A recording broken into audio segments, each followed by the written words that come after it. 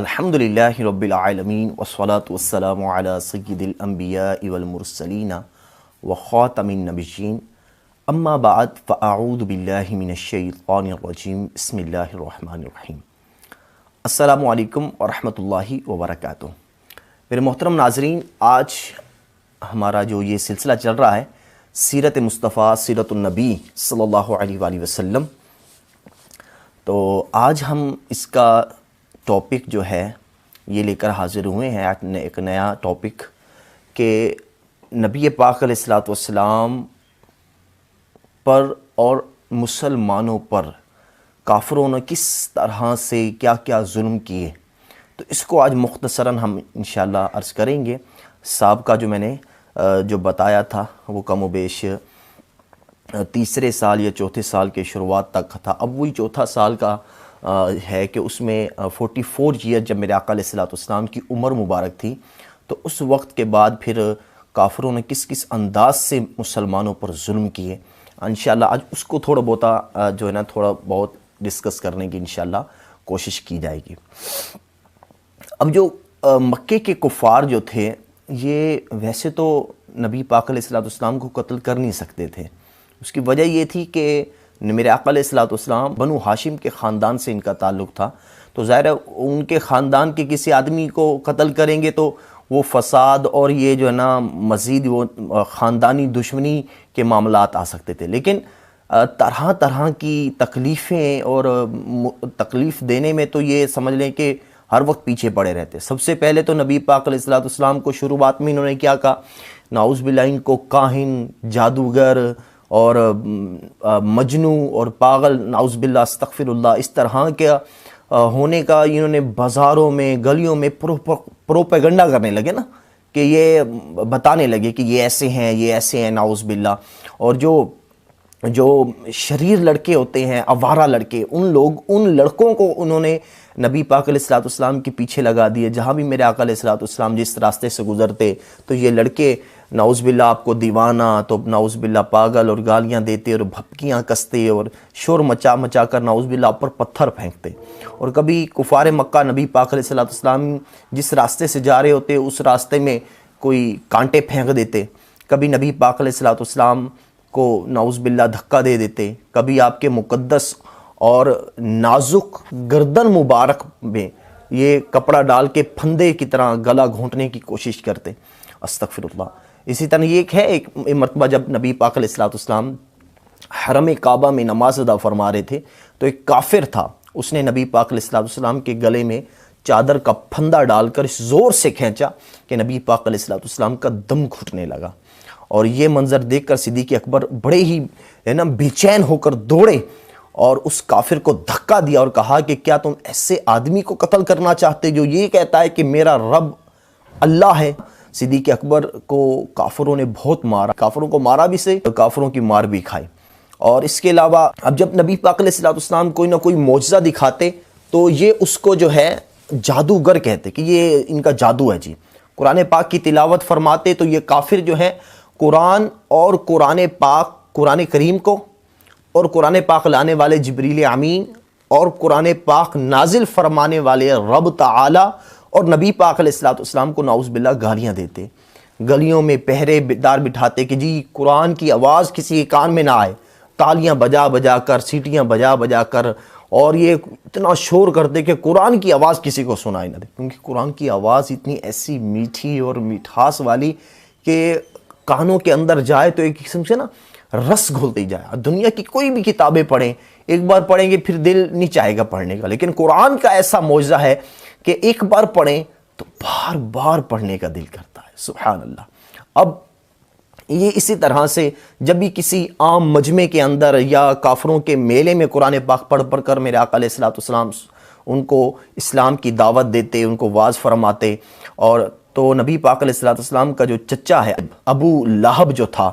وہ نبی پاک علیہ السلام کے پیچھے چلا چلا کر کہتا وہ مجمع کے اندر کہ یہ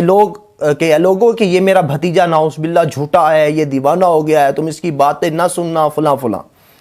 تو یہ اس طرح سے یہ ان پر ظلم کیا کرتے تھے۔ اسی طرح ابو جہل بھی اسی انداز سے کرتا کہ ایک مرتبہ جب نبی پاک علیہ الصلوۃ والسلام ایک بازار میں اسلام کی دعوت دینے کے لیے جب تشریف لے گئے اور لوگوں کو اسلام کی دعوت دی، تو ابو جہل بھی آپ پر نعوذ باللہ مٹی اڑاتا اور کہتا کہ لوگوں اس کے چکروں میں مت آنا، یہ چاہتا ہے کہ تم اپنے بتوں کی عبادت چھوڑ دو اور اس کا کلمہ پڑھو، نعوذ باللہ۔ تو یہ اس انداز سے۔ اسی طرح سے ایک مرتبہ جب میرے آقا علیہ الصلوۃ والسلام حرم میں مکہ کعبہ شریف کے حرم میں نماز ادا فرما رہے تھے، تو عین نماز کی حالت میں ابو جہل نے کہا کہ کون ہے کہ جو اونٹ کی اوجری اس کے کندھوں کے اوپر، شولڈر کے اوپر رکھ دے۔ تو یہ کافر تھا عقبہ بن ابی معیط، اس نے گیا اور اونٹ کی جو اوجری ہوتی ہے، یعنی بچہ دانی جس کو بولتے ہیں،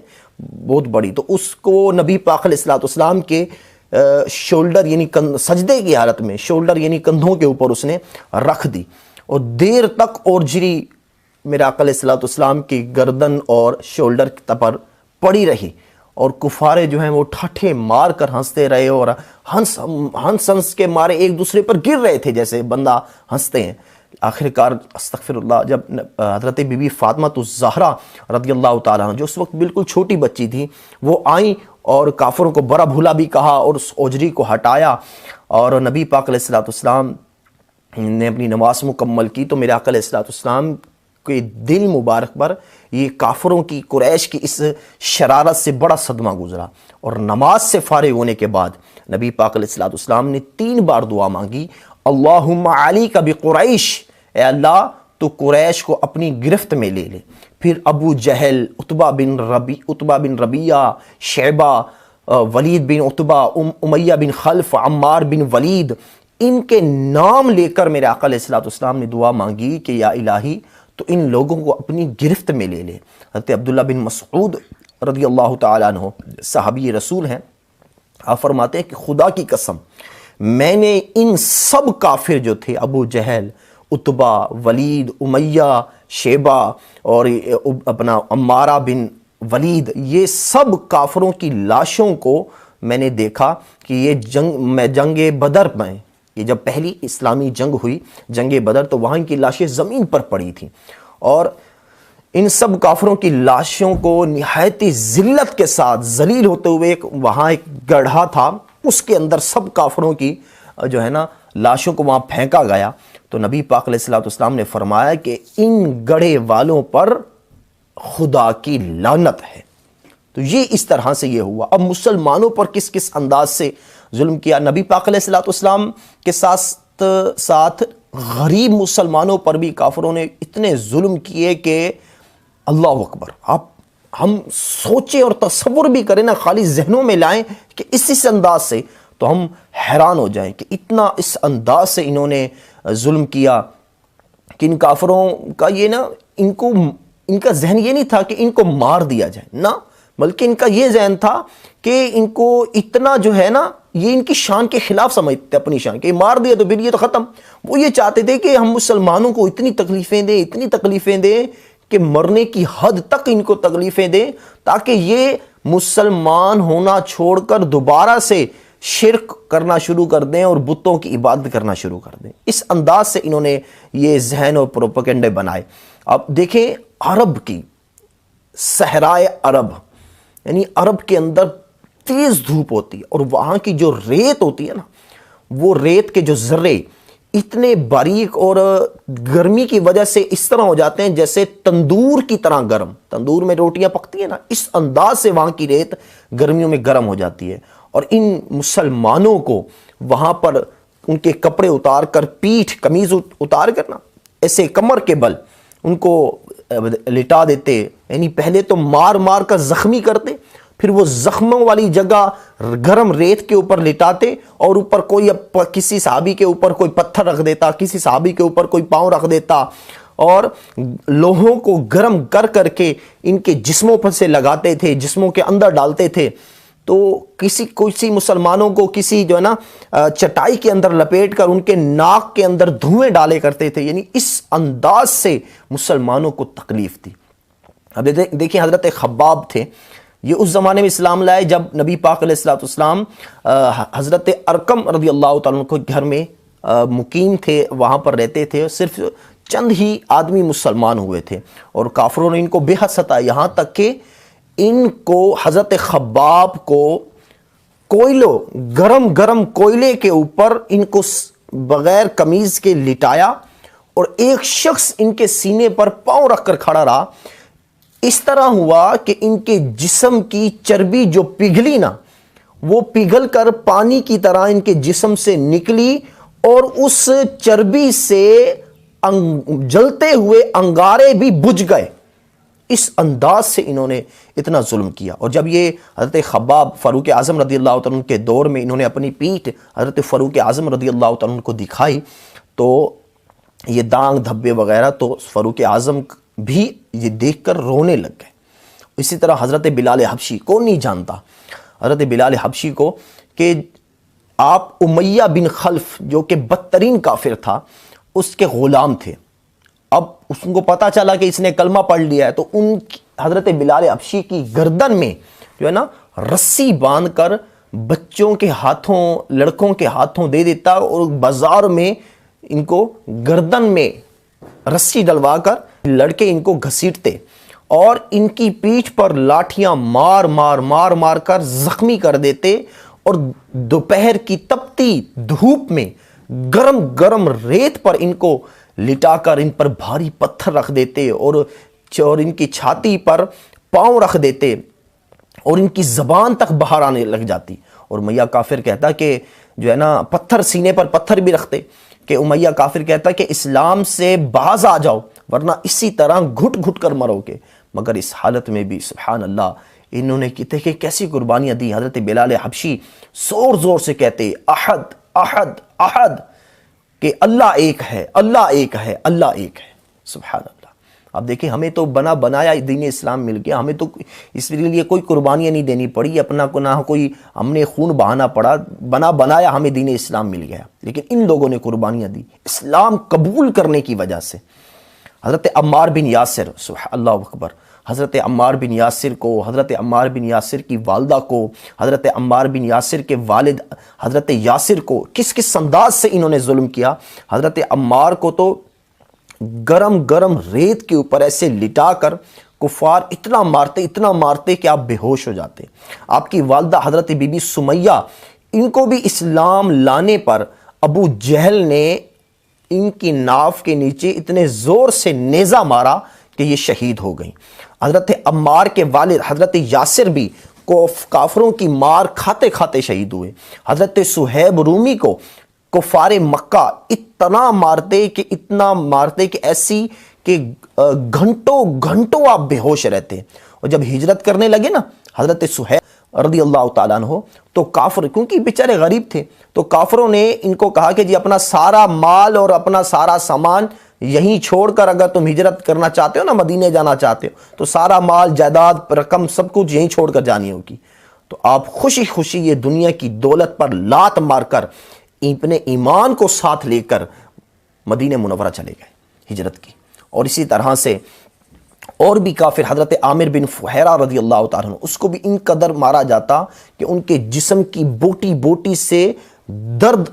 مند ہو جاتی، ان کے جسم کی بوٹی۔ اسی طرح حضرت بی بی لبینہ رضی اللہ تعالیٰ جو کہ لونڈی تھیں حضرت عمر کی، تو یہ بھی ان کو بہت مارا کرتے تھے، لیکن انہوں نے بھی کبھی اسلام کو چھوڑا نہیں۔ اسی انداز سے جو ہے نا اور بھی مسلمانوں جو تھے ان پر بہت ظلم کیا۔ حضرت یار غار مصطفیٰ صدیق اکبر رضی اللہ تعالیٰ عنہ، دیکھیں سبحان اللہ، انہوں نے پھر کیا کیا، ان پر بھی ظلم ہوا۔ اچھا، انہوں نے پھر کیا کیا، انہوں نے پھر کس انداز سے اسلام پر اپنی دولت قربان کی کہ آپ نے وہ جو بیچارے غریب مسلمان کی، اکثر غریب مسلمانوں کی اپنی جان بچائی، جن میں حضرت بلال، حضرت عامر بن فہیرہ، کیونکہ یہ غلام تھے، تو ان غلاموں کو، یہ ان کے مالکوں کو بھاری رقم دے کر ان غلاموں کو خریدا اور ان کو اللہ کے رضا کے لیے آزاد کر دیا۔ تو یہ اس وقت خریدے جاتے تھے۔ تو یہ دیکھیں، اسی طرح سے حضرت ابوذر غفاری رضی اللہ تعالیٰ عنہ، جب آپ اس مسلمان ہوئے تو مکے میں ایک مسافر کی حیثیت سے کئی کئی دن تک حرم کعبہ میں رہتے اور روزانہ زور زور سے چلا کر کے اپنے اسلام اور اپنے مسلمان ہونے کا اعلان کرتے. روزانہ جو کفار قریش تھے ان کو اس قدر مارتے کہ یہ لہو لہان ہو جاتے، اور ان دنوں آب زمزم کے سوا کچھ کھانے پینے کے لیے ان کو نہیں تھا. اچھا، یہ مکے کے کافروں کا یہ جو سلوک تھا یہ صرف غریبوں کے لیے نہیں تھا، صرف غلاموں تک نہیں تھا، بلکہ اسلام لانے کے بعد بڑے بڑے مالدار، بڑے بڑے رئیس اور اپنے وقت کے بڑے بڑے وڈیرے قسم کے لوگ، ان لوگوں پر بھی یہ ظلم کرنے سے انہوں نے پیچھے نہ ہٹے. حضرت ابوبکر صدیق رضی اللہ تعالیٰ عنہ جو کہ شہر مکہ کے ایک بہت ہی معزز ترین اور اچھی خاصی پارٹی تھے، مگر ان کو بھی کیا ہوا، حرم کعبہ میں کفار قریش نے اتنا مارا کہ ان کا سر جو ہے خون سے لت پت ہو گیا، چہرہ پہچان میں بھی نہ آتا. حضرت عثمان غنی رضی اللہ تعالیٰ عنہ جو کوئی بہت ہی مالدار اور بڑے اچھے گھرانے کے تھے، جب یہ مسلمان ہوئے تو صرف غیروں نے نہیں بلکہ ان کے خود چچا نے ان کو رسیوں میں جکڑ کر باندھ کر اچھی طرح خوب مارا. حضرت زبیر بن عوام رضی اللہ تعالیٰ جو کہ بہت ہی روب اور دبدبے والے تھے،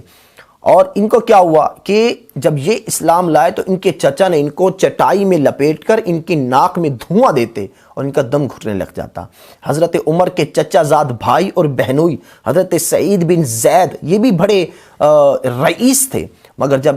ان کے اسلام کا حضرت عمر کو پتہ چلا تو ان کو بھی رسیوں میں باندھ کر مارتے. ساتھ ہی حضرت عمر نے اپنی بہن بی بی فاطمہ بنت خطاب رضی اللہ تعالی عنہا کو بھی اتنا زور سے تھپڑ مارا کہ ان کے کان کے آویزے گر گئے اور چہرے پر خون بھی بہنے لگا. یعنی اس انداز سے کافروں نے مسلمانوں پر اس انداز سے ظلم کیا. تو یہ اب پھر کیا ہوا، پھر ان کافروں نے کعبہ شریف کا جو حرم ہے وہاں بیٹھ کے سوچنے لگے کہ آخر اتنی تکلیفیں دے رہے ہیں، اتنی ہم جو ہے نا سختیاں کر کے نے باوجود یہ یعنی نبی پاک علیہ السلام کے بارے میں کہ محمد صلی اللہ علیہ وسلم یہ اپنی تبلیغ کیوں بند نہیں کر رہے، آخر ان کا مقصد کیا ہے. لگتا ہے ان کو کوئی پیسہ چاہیے، ان کو کوئی عزت چاہیے، کوئی بڑی سرداری، بڑا عہدہ چاہیے. تو سبھی نے کیا کیا، عتبہ بن ربی جو کافر تھا اس کو نبی پاک علیہ السلام کے پاس بھیجا کہ تم کسی طرح ان کے نا دل کا مقصد معلوم کرو. عتبہ جو ہے وہ اکیلے میں نبی پاک علیہ السلام سے ملا اور کہنے لگا کہ اے محمد صلی اللہ علیہ وسلم،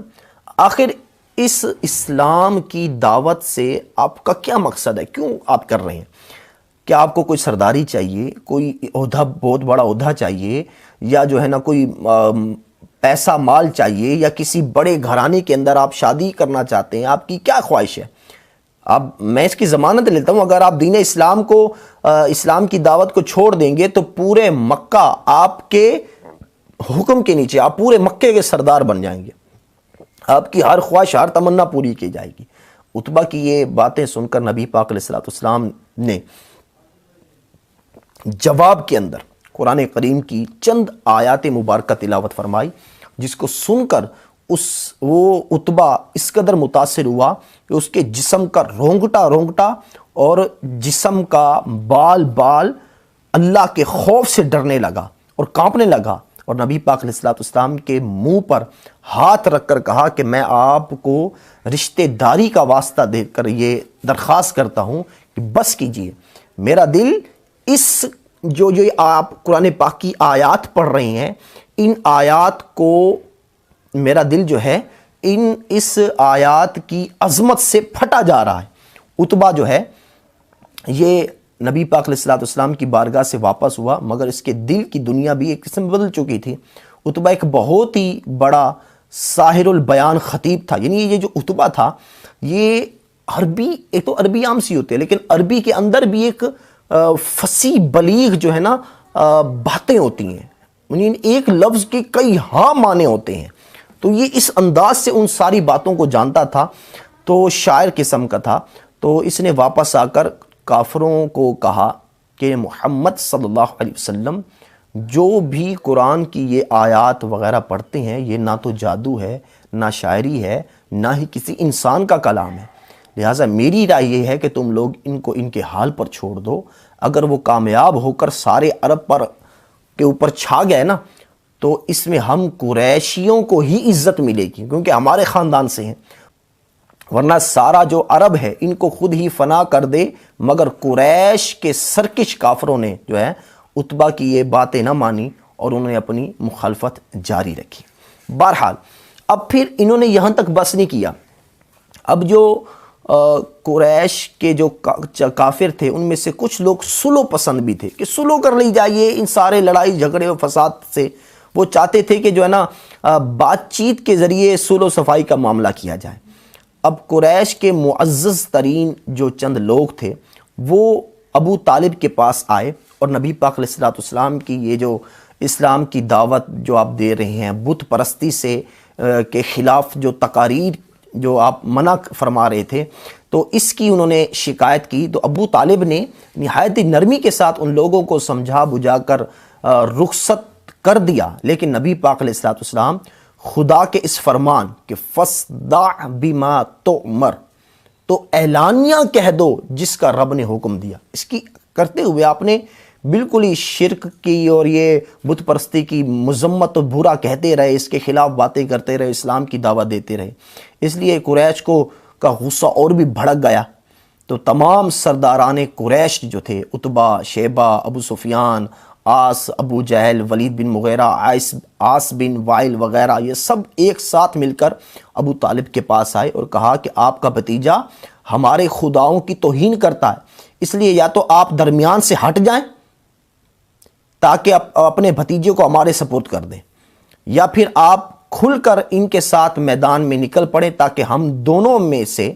ایک کا فیصلہ ہو جائے۔ اب ابو طالب نے قریش کا یہ باتیں دیکھ کر سمجھ لیا کہ اب وہ خطرہ اب چھوٹا موٹا نہیں بڑا ہو گیا ہے، تو ظاہر ہے کہ اب قریش برداشت نہیں کریں گے، تو میں اکیلا تمام قریش کا کیسے مقابلہ کروں۔ تو ابو طالب نے نبی پاک علیہ السلام کو انتہائی مخلصانہ اور لہجے میں سمجھایا کہ اے میرے پیارے بھتیجے،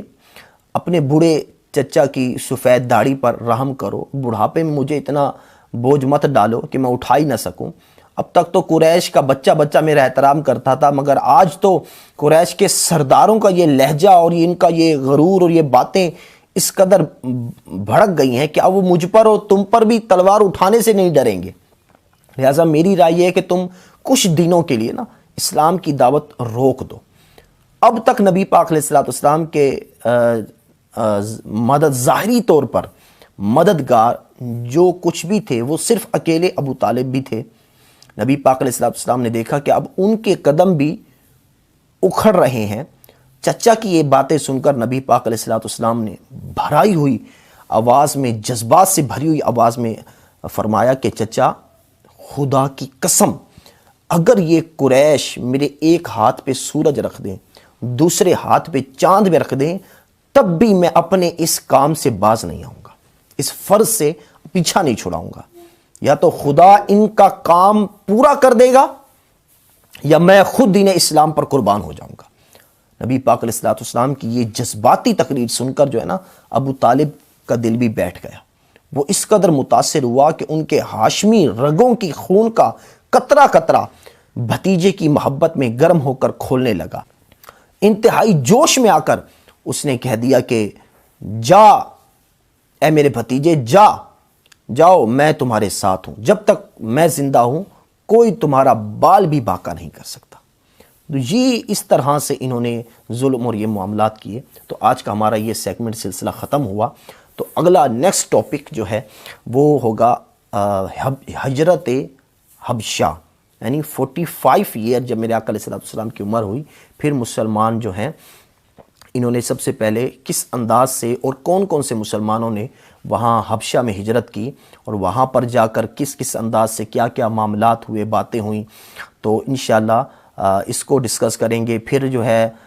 45 ایئر کا تو میں نے بتایا، 46 ایئر میں پھر اس کے بارے میں بتائیں گے کہ کون کون سے مزید مسلمان ہوئے، حضرت عمر بھی ہوئے اور حضرت امیر حمزہ نبی پاک علیہ الصلوۃ والسلام کے چچا یہ بھی ہوئے، تو انشاءاللہ اس چیز کی ہم ڈسکس کریں گے. تو تب تک کے لیے اجازت دیجیے. آپ کا کوئی بھی سوال ہو تو آپ ہمیں کمنٹس باکس میں بتا بھی سکتے ہیں. اس حوالے سے اپنی رائے بھی دے سکتے ہیں، اپنا مشورہ بھی دے سکتے ہیں، کوئی سوال بھی پوچھ سکتے ہیں. حتی الامکان انشاءاللہ آپ کو اس کا جواب بھی دیا جائے گا. السلام علیکم ورحمۃ اللہ وبرکاتہ.